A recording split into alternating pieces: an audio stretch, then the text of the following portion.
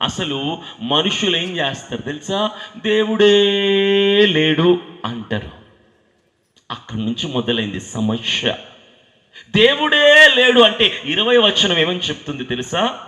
దేవుని యొక్క అదృశ్య లక్షణములు ఏవనగా, ఈ సృష్టిలో ఉన్నటువంటి సంగతులు నువ్వు గ్రహించినప్పుడు దేవుడు ఉన్నాడో అనేది క్లారిటీగా అర్థమైద్ది. ఎవరైనా ఒక స్టేజ్ మీదకి వస్తారమ్మా? ఎవరైనా ఒక స్టేజ్ మీదకి వస్తారా? నువ్వు రా తమ్ముడు, నువ్వేనా లాస్ట్లో కూర్చున్న వాళ్ళు, నువ్వే టీషర్ట్ త్వరగా